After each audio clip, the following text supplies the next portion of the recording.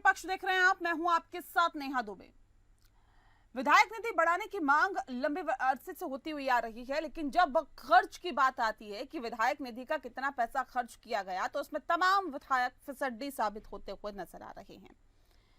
उत्तराखंड राज्य में कई विधायक ऐसे हैं जो अभी तक अपनी विधायक निधि का 30% भी खर्च नहीं कर पाए हैं। वित्तीय वर्ष में उत्तराखंड के सभी विधायक अभी तक केवल 61% विधायक जो हैं वो निधि ही खर्च कर पाए हैं, जबकि इस साल खत्म होने वाला है, जिस पर कांग्रेस ने अपनी तीखी प्रतिक्रिया जाहिर की है। कांग्रेस के प्रदेश प्रवक्ता प्रतिमा सिंह का कहना है कि भाजपा के तमाम विधायक केवल विकास की बात करते हैं, लेकिन हकीकत यहाँ है कि विकास के नाम पर केवल जनता को ठगा जाता है।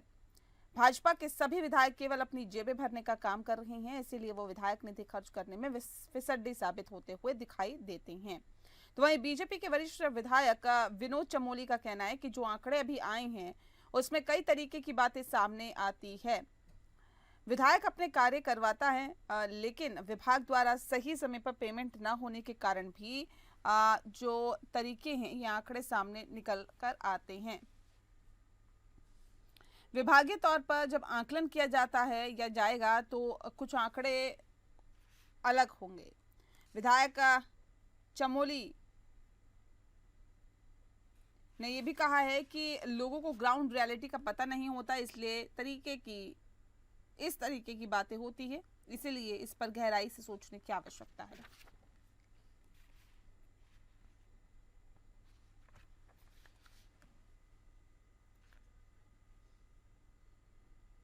बिल्कुल देखिए, भारतीय जनता पार्टी के ये विधायक है, इन्हें विकास से कोई लेना देना नहीं है। इनके क्षेत्र का विकास हो या ना हो इन्हें फर्क नहीं पड़ता, क्योंकि ये अपने विकास में व्यस्त हैं। इन्हें सिर्फ अपने विकास से मतलब है और इन्हें ये देखने से मतलब है कि किस तरीके से विपक्ष के नेताओं को, विपक्ष के विधायकों को और आम जनता को हम परेशान करें। ये अपने क्षेत्रों में जाना नहीं चाहते, पहाड़ चढ़ना नहीं चाहते, वहां की समस्याओं को देखना नहीं चाहते, उन समस्याओं पे कार्य करना नहीं चाहते। यही वजह है कि वो विधायक निधि, जिसे कुछ विधायक तो कह रहे हैं कि जी ये विधायक निधि भी कम है, कि हमें क्षेत्र के विकास को करने के लिए कम पड़ रहे हैं, और कुछ विधायक ऐसे हैं जो अपनी विधायक निधि खर्च नहीं कर पा रहे हैं। तो बिल्कुल मुझे लगता है इन लोगों को जनता के हितों से कोई मतलब नहीं है।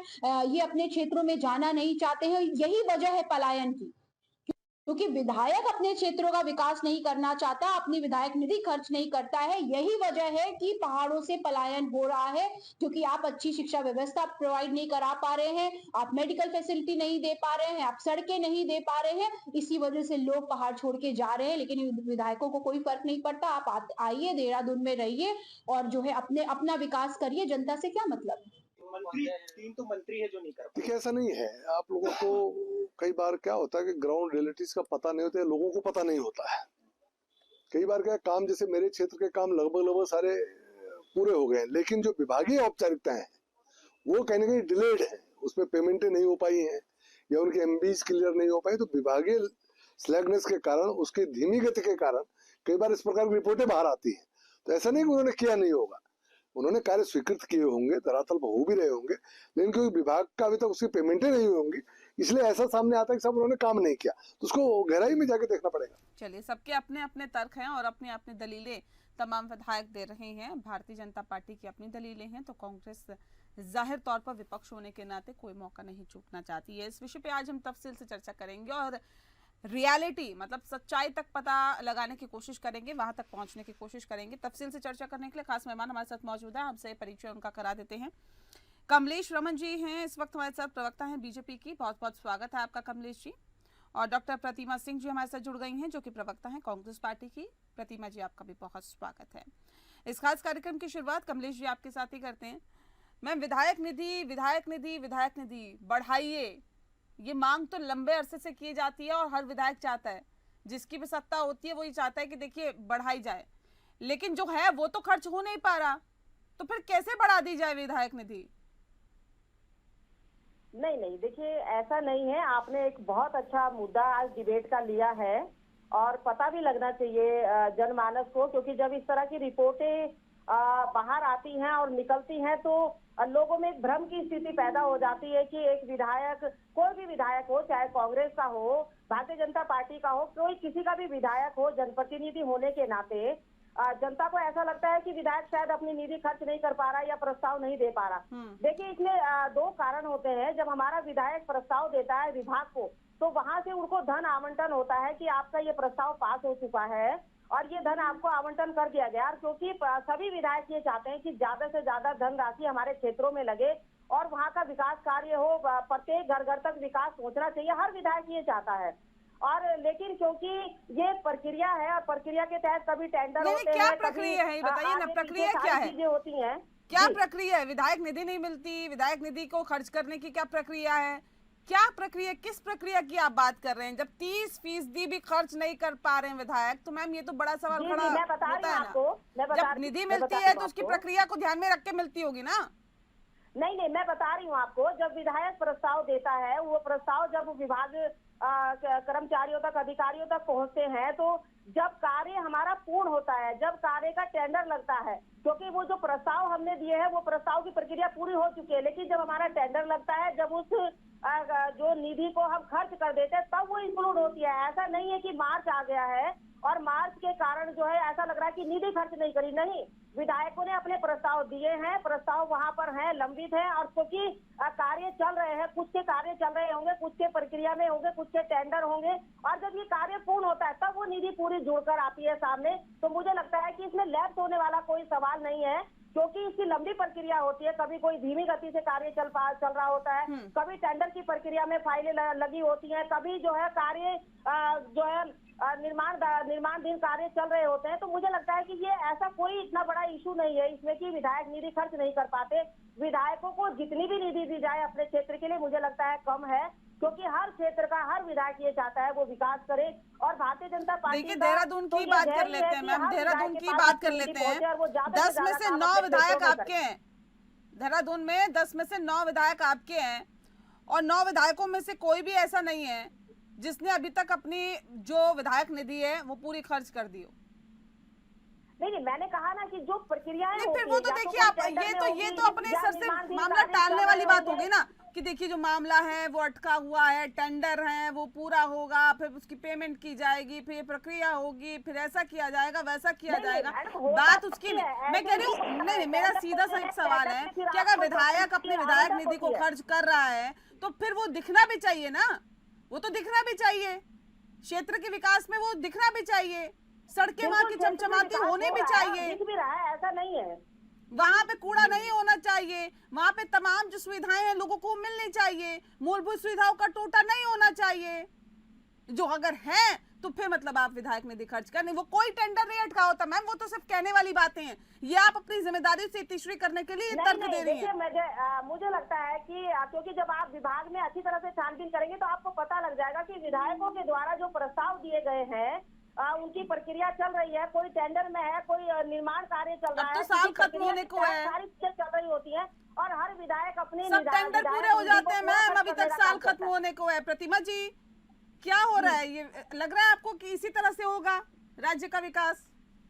देखिए, ये जो खबर सामने आई है, ये एक व्यक्ति ने आरटीआई डाली थी, तब पता चला कि 2022-23 का जो पूरा मामला है, उसके बाद 24-25 में दिसंबर तक का ये जो डेटा है वो सामने आया है। तो 22-23 की भी अगर मैं बात करूं तो उसमें भी ज्यादा से ज्यादा जो विधायक हैं वो भारतीय जनता पार्टी के हैं। और अगर मैं बात करूं कितने नंबर्स में है, तो किशोर उपाध्याय जी और धन सिंह रावत जी जो हैं उनका आप देखिए 19% और 20% के अप्रॉक्स जो है खर्चा किया है उन्होंने। तो ये दर्शा रहा है कि भारतीय जनता पार्टी के विधायक और मंत्रियों को विकास से कोई मतलब नहीं है, क्योंकि ये अपने ही विकास में इतना उलझे हुए हैं, तो क्षेत्र का विकास और जनता के विकास को कैसे करेंगे। अब बात ये है कि अगर 2 साल और 3 साल बीत जाने के बाद भी सत्ता पक्ष के जो विधायक हैं और सत्ता पक्ष के जो मंत्री हैं, अगर उनकी भी फाइलें, उनके भी प्रस्ताव जो है विभागों में अटके हुए हैं, तो आप ये समझ लीजिए कि फिर विपक्षी दल के जो विधायक हैं उनका क्या हाल हो रहा होगा। उसके बावजूद भी जो स्थिति है वो विपक्षी दल के विधायकों की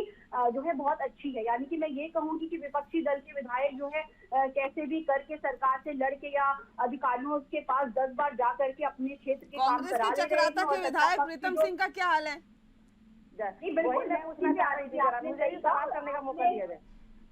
देखिए, बिल्कुल मैं आपकी बात से आ रही हूँ। देखिए, मैंने क्या कहा कि बिल्कुल, और अगर मैं देहरादून की बात करूँ, और देखिए प्रीतम सिंह जी का तो ये है कि प्रीतम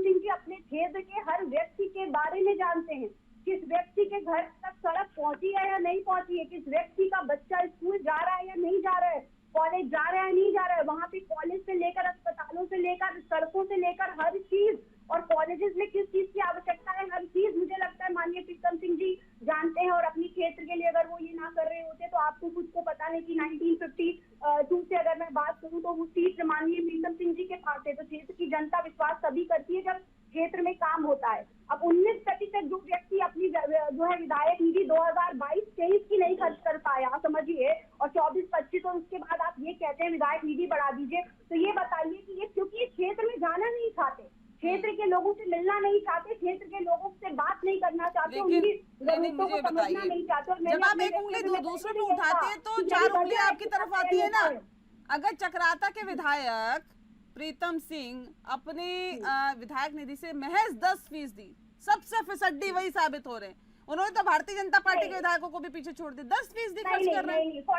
42% जो डेटा मेरे पास आरटीआई का है उसमें 42% के अराउंड उन्होंने अपनी विधायक निधि खर्च की है। और मैं आपको ये बता दूं कि बिल्कुल, और हम तो विपक्ष में बैठे हैं ना, मेरे पास जो डेटा है उसमें 10% का है, लेकिन ये बहुत हैरानी और परेशान करने वाली बात है कि जब आप बात साफ होते हैं ना तब आप दूसरों पर उंगली उठाते हैं। आपको अपनी बात क्लियर देखिए, जब सत्ता पक्ष में बैठे लोग 19% खर्च करने के बावजूद ये बहाना ले रहे हैं कि विभागों में उनके प्रस्ताव अटके हुए हैं, तो विपक्षी दल के विधायकों के बारे में तो आप समझिए कि विपक्षी दल के विधायकों का क्या हाल होता होगा अपने प्रस्तावों को पास कराने के लिए। तो भारतीय जनता पार्टी, मैंने अभी भी कहा कि अगर विकास की इतनी नैया बह रही होती, डबल इंजन की सरकार होती, तो पलायन की स्थिति ये ना होती कि जो है हजारों की संख्या में आपने देखे 10,000 की संख्या में जो गाँव है वो घोस्ट विलेज घोषित करने पड़ रहे हैं सरकार को। और जो डेटा सामने आया है, और ये स्थायी माइग्रेशन नहीं है, ये अस्थायी माइग्रेशन नहीं है, ये स्थायी माइग्रेशन है जो रिपोर्ट में सबमिट किया गया। तो मुझे लगता है कि सरकार की जो प्राथमिकता है वो बजट से ही आपने देख ली है कि बजट में जिस तरीके से पलायन के लिए 10 करोड़ रुपया रख रही है सब देख रहे हैं मैम, सब देख रहे हैं, देश की जनता देख रही है, उत्तराखंड की जनता भी खास तौर पे देख रही है कि क्या सत्ता पक्ष के विधायक कर रहे हैं और क्या विपक्ष के विधायक कर रहे हैं, सब कुछ देख रहे हैं। सवाल इस बात को लेकर है, देखिए हर विधायक को, अगर मैं गलत नहीं हूं तो 3,75,00,000 रुपए विधायक निधि के तौर पर मिलते हैं, जिसको राज्य के उस क्षेत्र के लिए जहां से वो विधायक है उसको खर्च करने होते हैं, उसके विकास के लिए नहीं खर्च कर पा रहे हैं। ऐसे में आप ये कह रहे हैं कि देखिए हमारी तो कई फाइलें अटकी हुई हैं, आपकी ही सरकार कहां से कैसे काम करवाना है। अब आपकी ही सरकार में आपके ही विधायक अगर काम नहीं करा पा रहे हैं, फाइलें अटकी हुई हैं, टेंडर अटके हुए हैं, तो सही बात है उनकी, प्रतिमा जी की, कि फिर हमारा क्या हाल होगा ये तो हम समझ सकते हैं, आप भी समझ सकते हैं। देखिए बहुत ही हास्यास्पद लगता है जब कांग्रेस बड़बोलेपन से ये कहती है कि सत्ता पक्ष के काम अटक रहे। किसने कहा सत्ता पक्ष के काम अटक रहे हैं या विपक्ष के काम अटक रहे हैं, या कांग्रेस के विधायक काम नहीं कर पा रहे हैं, या कांग्रेस के विधायकों के टेंडर नहीं लग रहे हैं? किसने कहा ये बात? हमने कहा कि जो प्रक्रियाएं चलती है कभी जी, मैंने कहा कि जो प्रक्रियाएं हमारी चलती है क्योंकि सरकारी काम है और उसी हिसाब से हमारी फाइलें चलती है। मैंने ये कतई नहीं कहा कि हमारी फाइलें अटकी है या हमारे विपक्ष की फाइलें अटकी हैं। आप मुझे बताइए, इन्होंने कहा कि सत्ता पक्ष का जो है काम करने का तरीका नहीं है और वो ऊपर नहीं जा सकते, वो पहाड़ों में नहीं जा सकते। इनके विधायक कितने जाते हैं? मैं हरिद्वार ग्रामीण की बात करूं तो इनकी अपनी विधायिका से पूछ लीजिए, आपके वहाँ जो इनके विधायक है हरिद्वार के लक्सर के, उनसे पूछ लीजिए, जरा पता लग जाएगा। चक्रोता की बात आपने कर दी, आप यशपाल आर्य जी के विधानसभा में पूछ लीजिए, आप भुवन कापड़ी के पूछ लीजिए जो उपनेता है, कम से कम वहीं से पता लग जाएगा आपको। लेकिन ये बात देखिए, बार बार मैंने कहा कि ये आरोप प्रत्यारोप का मकसद नहीं है, ये है कि हमारे क्षेत्रों में विकास ज्यादा से ज्यादा कैसे पहुंचे, और इसकी पूरी कोशिश हर विधायक करता है, वो चाहे कांग्रेस का विधायक हो और चाहे भारतीय जनता पार्टी का विधायक हो। मैंने कहा कि जो प्रक्रियाएं विभागों में हमारी चलती हैं, क्योंकि जब किसी ने भी आरटीआई मांगी या आपने जब वहाँ पूछा तो उन्होंने केवल ये प्रक्रिया बताई कि अभी इतना पैसा है हमारे पास, लेकिन जब हमारा कब खर्च होगा, साल तो खत्म होने को है, वहाँ पैसा नहीं बचेगा विधायक निधि का, क्योंकि वो कार्य चल रहे हैं। जब कार्य चल रहे हैं उसके बाद जब उनका लेखा जोखा तैयार होगा उसमें पता चलेगा किस विधायक ने कितना पैसा खर्च किया। और जो लैप्स होने वाली आप बात करें, मुझे लगता है कि बहुत कम जगह पे ऐसा है जहाँ पर लैप्स होता है पैसा, और लैप्स नहीं होता बल्कि और दूसरे मदों में जाकर के और दूसरे कार्यों में वो पैसा लग जाता है। हर विधायक की ये पूर्ण जिम्मेदारी बनती है कि वो अपने क्षेत्र के हर प्रस्ताव को हर विभाग में देने का काम करे, उसमें चाहे विधायक हो चाहे मंत्री हो। लेकिन कांग्रेस का ये कहना बार बार कि सत्ता पक्ष के ये हाल है तो विपक्ष का क्या होगा। अरे भाई, विपक्ष से किसी ने हाथ नहीं रोके, अपना प्रस्ताव आप दीजिए ना। अगर आपके प्रस्ताव को कोई रोकता है, सत्ता पक्ष रोकता है, तब आप कहने के हकदार हैं। लेकिन आपके विधायक वहाँ प्रस्ताव देने को राजी नहीं होते, आपके विधायक जो है जाकर के बात तक करते नहीं है विभागों में, और आप कहते हैं कि विपक्ष का क्या होगा। विपक्ष से किसी ने हाथ नहीं रोके। मुझे लगता है कि विपक्ष को भी उतना ही अधिकार है और सत्ता पक्ष को भी उतना ही अधिकार है अपने क्षेत्रों में उस धनराशि को लगाने का। कुछ कहना चाह रही, मैं आती हूँ। ठीक है। और आपने अभी चक्रोता की बात करी, तो मैं आपको बताऊं कि वाकई सही बात कह रही है वो कि प्रीतम सिंह जी तब से लेकर के आज तक वहाँ विधायक है, लेकिन आज भी वो ये कहते हैं कि मेरे क्षेत्र तो पिछड़ा है, मेरा क्षेत्र तो अशिक्षित है, मेरे क्षेत्र में तो कुछ है ही नहीं। तो आप विधायक और मंत्री किस लिए बने थे भाई, जो आप अपने क्षेत्र का इतने वर्षों में भी विकास नहीं कर पाए। रिकॉर्ड कान कर रखा है। देखिए बिल्कुल, मैं पहले अपनी बात जो कंप्लीट करना चाह रही थी मैं कर दूं, फिर मैं इस बात का जवाब देती हूँ। देखिए, बात ये हुई कि किसके काम कितने अटके हैं और कौन क्या किसने कितनी विधायक निधि खर्च की। तो मैं छोटा सा आपको एग्जाम्पल दे दूं, जो आरटीआई इन्फॉर्मेशन है उसी में लिखी हुई है, मैं कहीं अपने घर से नहीं बोल रही हूँ। देखिए, चक्राता विधायक की बात हो रही है तो मैं ये बता दूं कि माननीय प्रीतम सिंह जी के 424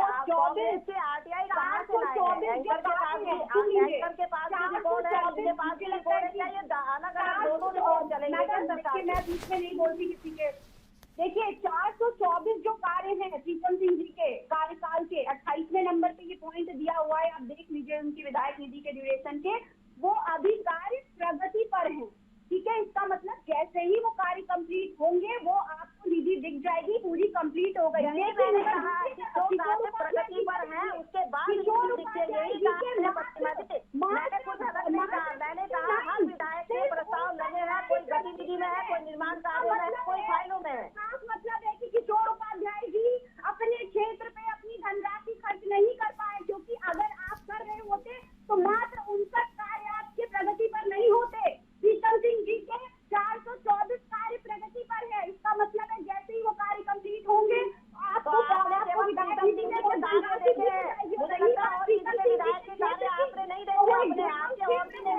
नहीं, मुझे बताइए एक सेकंड ऐसे नहीं ना प्लीज। नहीं, ये तरीका नहीं है। एक एक करके बात को रखिए। अभी प्रतिमा जी पूरा कर लेंगे ना बात, फिर मैं आती हूँ कमलेश जी। बहुत सारे ऐसे विधायक हैं, उनके बारे में भी जरा जान लेते हैं।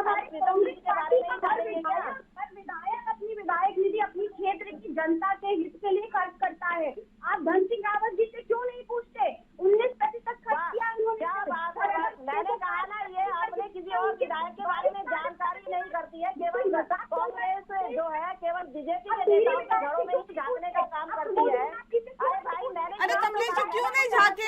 आप सत्ता में बैठी है ना। एक सेकंड प्रतिभा जी, मैं एक सेकंड, आपके घर में क्यों नहीं झांके भाई? आप सत्ता में बैठे हैं और राज्य की जनता को ये पूछने का पूरा अधिकार है, विपक्ष को भी ये पूछने का पूरा अधिकार है कि जब हमने आपको चुना तो फिर आप वो पैसा कहाँ खर्च कर रहे हैं, किसके विकास में खर्च कर रहे हैं, और अगर नहीं खर्च कर रहे हैं हमारे विकास में तो क्यों नहीं खर्च कर रहे हैं? ये नहीं पूछेगा विपक्ष, नहीं पूछेगी राज्य की जनता, पूछेगी क्यों नहीं झांके? वो पूछेगी, हमने कोई मना नहीं किया, बिल्कुल अधिकार है, जनता को भी अधिकार है, विपक्ष को भी अधिकार है, समाज को भी अधिकार है। इसीलिए ये सवालों के जवाब से इतना डर लगता है कि माननीय मुख्यमंत्री जी ने परसों एक आदेश जारी कर दिया तानाशाह कि जो मीडिया है वो उनसे सवाल नहीं करेगा, जब उन्हें मीडिया को कुछ बताना होगा तो वो खुद आएंगे। बुलावा मीडिया वालों ये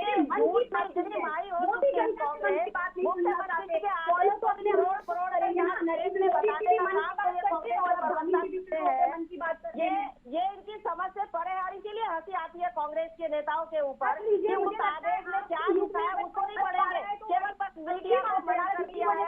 अरे भाई, सचिवालय है, सचिवालय एक एक करके बोलिए ना प्लीज। प्रतिभा जी मैं आ रही हूँ, एक सेकंड में। रोका नहीं गया, बल्कि ये कहा गया है कि जब आवश्यकता होगी तब आपको मीडिया कक्ष है, आप मीडिया कक्ष में बैठिए, आप प्रत्येक विभागों में घूम नहीं सकते इस तरीके से। देखिए, पत्रकारों का तो अधिकार है, पत्रकारों का अधिकार है, वो तो सवाल पूछेंगे, जनता से जुड़े हुए मुद्दों को उठाएंगे, वो कोई नहीं रोक पाएगा। लोकतंत्र का चौथा स्तंभ है मैम, ऐसे कैसे रोक लेंगे? नहीं, मुझे बताइए। ठीक है, देखिए ठीक है। गेटिंग इन्फॉर्मेशन भी फंडामेंटल राइट है, 19 के तहत आता है। ये फंडामेंटल राइट जो है